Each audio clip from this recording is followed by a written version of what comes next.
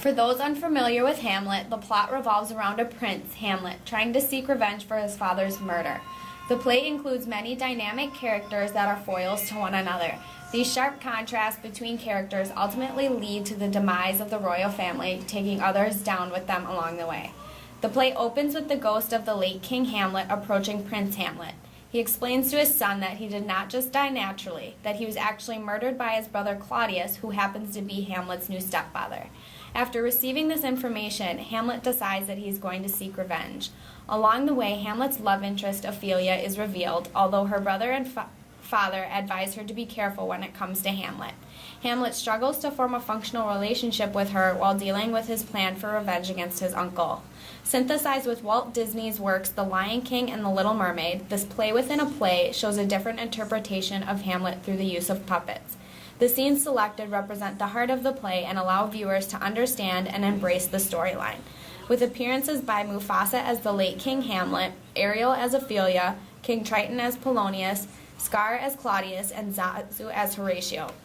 With dual roles by Hyena and Sebastian as Laertes, and starring Prince Eric and Simba as Hamlet.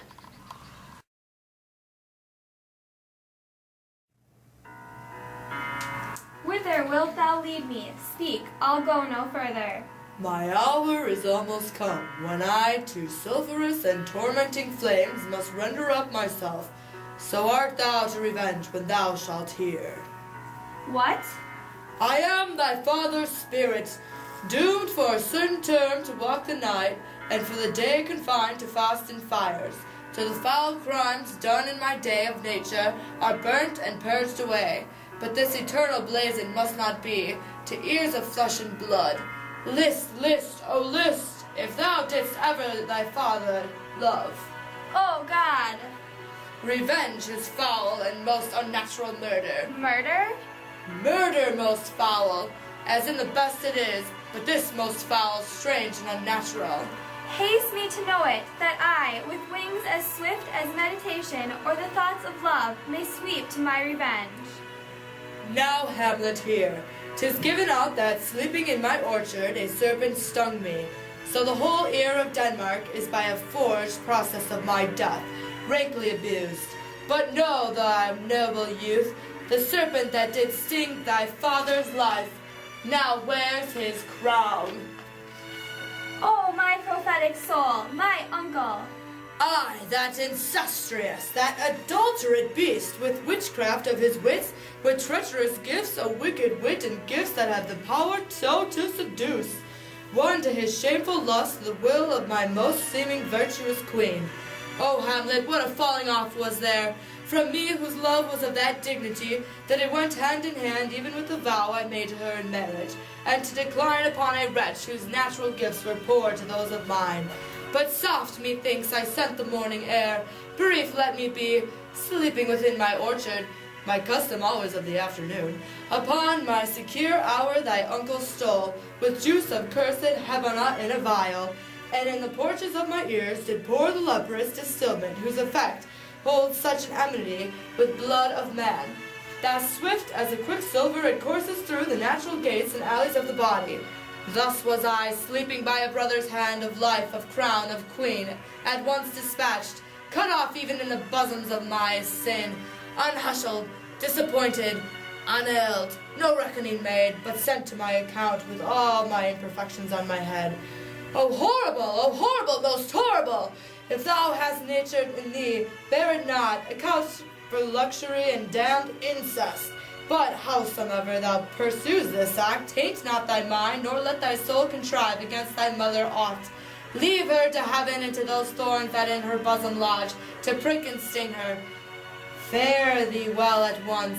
The glow warm shows the maiden to be near, and gins to pale his ineffectual fire. Adieu, adieu, adieu, remember me.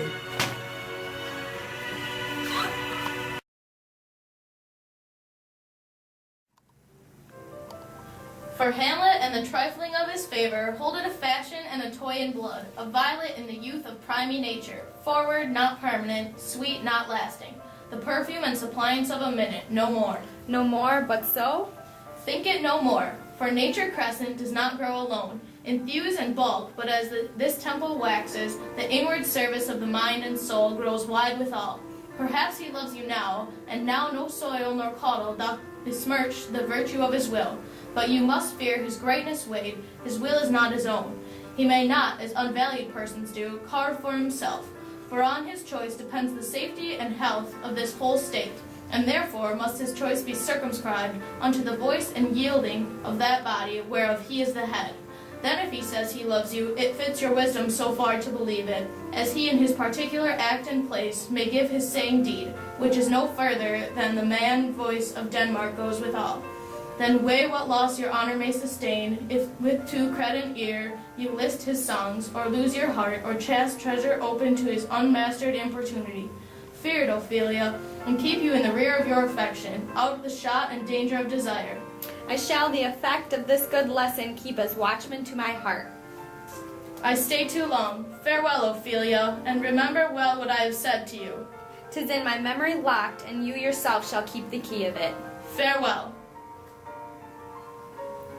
What is it, Ophelia, he hath said to you? So please you, something touching the Lord Hamlet. Marry, well bethought. 'Tis told me he hath very oft of late given private time to you, and you yourself, half of your audience, been most free and bounteous. If it be so, as so, 'tis put on me, and that in way of caution. I must tell you, you do not understand yourself so clearly, as it behooves my daughter and your honor. What is it between you? He hath, my lord, of late made many tenders of his affection to me. Affection? Huh! Do you believe his tenders, as you call them? I do not know, my lord. What should I think? Marry, I will teach you. Think yourself a baby, that you have taken these treasures for true pay, which are not sterling. Tender yourself more dearly, or you'll tender me a fool. My lord, he hath informed me with love and honorable fashion, Aye, fashion you may call it. Go to, go to. and hath given countenance to his speech, my lord, with almost all the holy vows of heaven. Aye, springs to catch woodcocks. I do know, when the blood burns, how prodigal the soul lends to tongue vows. These blazes, daughter, giving more light than heat, extinct in both, even in their promise, as it is a making. You must not take for fire. From this time be something scanter of your maiden presence. Set your entreatments at a higher rate than a command to parle. For Lord Hamlet, believe so much in him that he is young, and with a larger tether may he walk, than be given to you. In few, Ophelia, do not believe his vows, for they are brokers, not of that dye which their investments show, but mere implorators of unholy suits, breathing like sanctified and pious bawds, the better to beguile. This is for all. I would not, in plain terms, from this time forth, have you so slander any moment leisure, as to give words or talk with the Lord Hamlet. Look to it, I charge you. Come your ways. I shall obey, my lord.